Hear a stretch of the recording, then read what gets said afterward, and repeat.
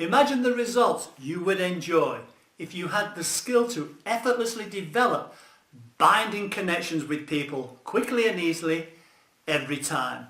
You know, the power of touch can be exploited to influence people to invite you inside their inner circle. I'd like to show you a non-intrusive way of doing this so you can reap the rewards and enjoy the benefits.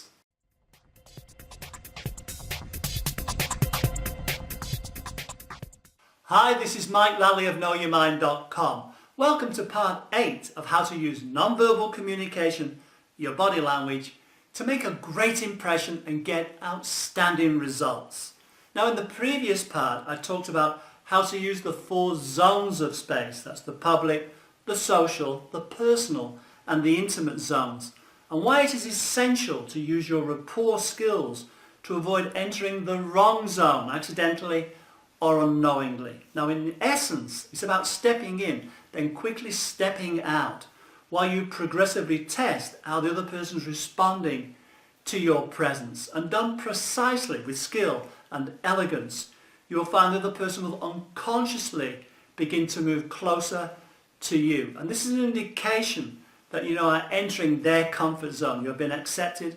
You are now welcome.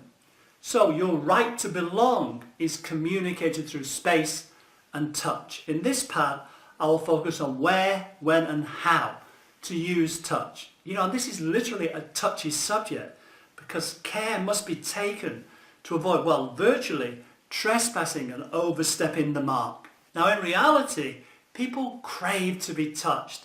It's an important part of psychological health, but it must be handled with care, particularly initially, and executed wisely to avoid people getting upset, or they just might not like it if it's done in the wrong way. Now, in a nutshell, establishing harmony through deeper rapport paves the way. See, the spectrum of touch is extremely wide, and it covers things like the handshake, where you step in and then step back out, and the inoffensive pat, and it journeys all the way to the full embrace, and even the great big bear hug. Here I'll focus on how to use touch in a more practical and business-like sense. In other words, how to use touch to further build and strengthen rapport. So rapport is used to build trust, and it's trust that gets a person to make a decision in your favor. So the big question, when to use touch. So here are the best times, the most appropriate times to use the power of touch to create a positive, vibrant connection with a person that makes all the difference.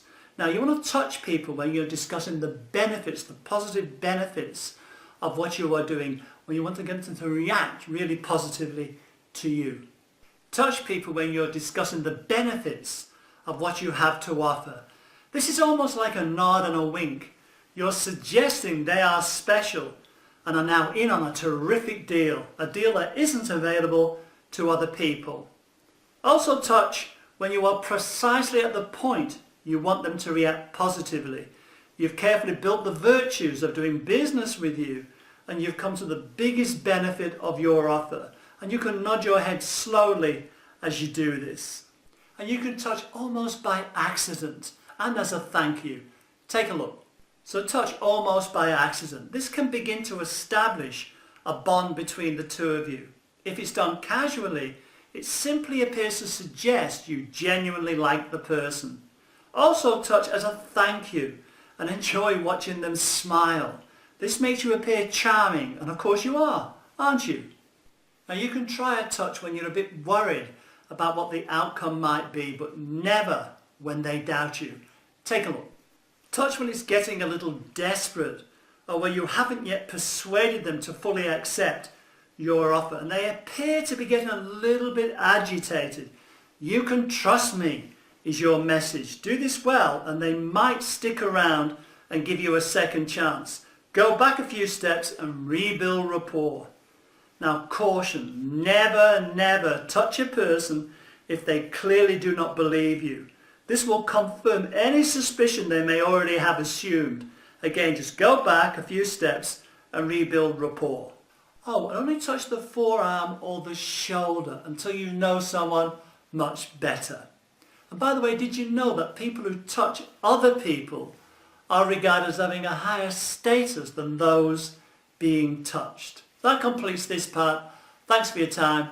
Thanks for watching. If you can, visit my website, knowyourmind.com, my blog, mikelally.com. Also, if you wouldn't mind, could you please subscribe to my channel so you will know when the next part is available. Keep in mind, you have many faces, so let's put them to use.